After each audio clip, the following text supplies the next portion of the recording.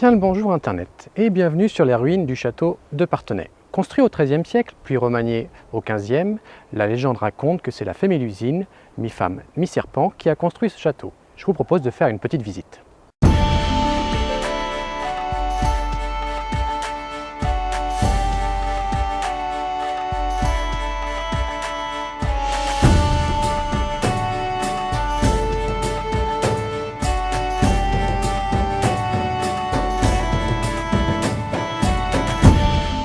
Les châteaux au Moyen-Âge sont monnaie courante dans le paysage. Ils ont trois fonctions. C'est là où réside le seigneur ou le roi. Ils permettent de se protéger des assaillants et des villes voisins avides de terre. Ils permettent également de se faire voir et de montrer qui est le patron aux alentours. Le premier château édifié sur le site de Parthenay date aux alentours du Xe et XIe siècle, on ne sait pas trop. Il fut ce que l'on appelle un château à motte ou motte castrale. Ils sont généralement en terre et en bois, donc faciles à construire. Élevés sur un relief le plus haut pour pouvoir dominer sur les alentours, ce sont les paysans qui sont en charge de les bâtir et les manœuvres, eux, transportent les matières pour ériger l'édifice.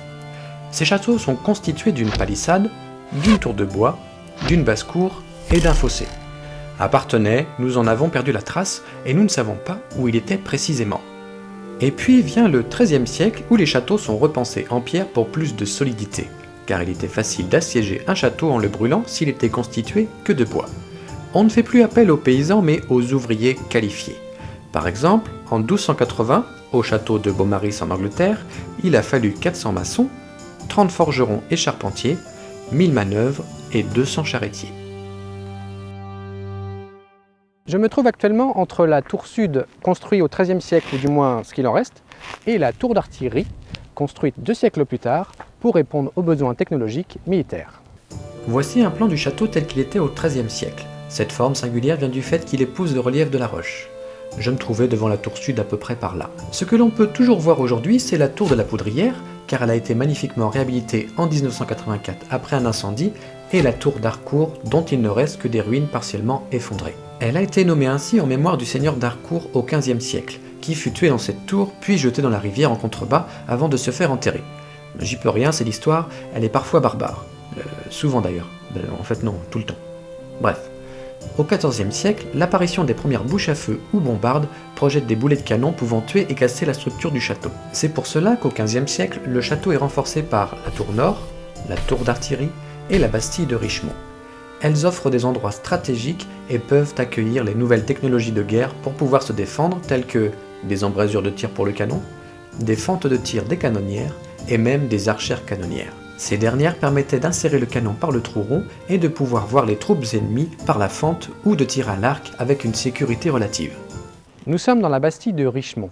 Édifiée au XVe siècle, ou plus précisément en 1442, une bastille est une sorte de mini-château fort qui permet de protéger la ville.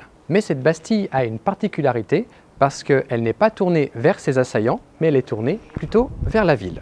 Petit retour historique pour vous expliquer tout ça. Arthur III de Bretagne, dit le connétable de Richemont, est né le 24 août 1393. Ses titres durant sa vie sont duc de Bretagne, comte de Richemont et connétable de France. A noter que c'est à la fin de sa vie qu'il devient duc de Bretagne en 1457, 13 mois avant sa mort. Dans sa carrière militaire active, il a été un compagnon d'armes de Jeanne d'Arc. Mais revenons en 1427. Richemont accepte l'épée de connétable que lui remet le roi. Un connétable est un grand officier de la couronne, chef suprême de l'armée.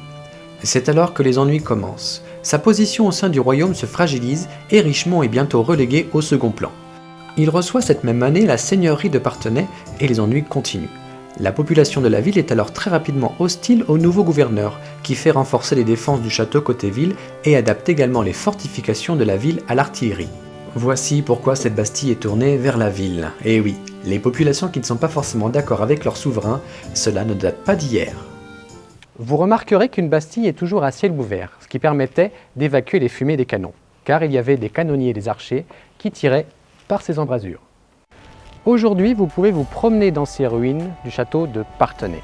Mais imaginez il y a 7 siècles, car cette esplanade est vide, mais nous pourrions imaginer le logis du seigneur là-bas, une écurie, des chevaux, des cochons, un dragon. Un dragon ?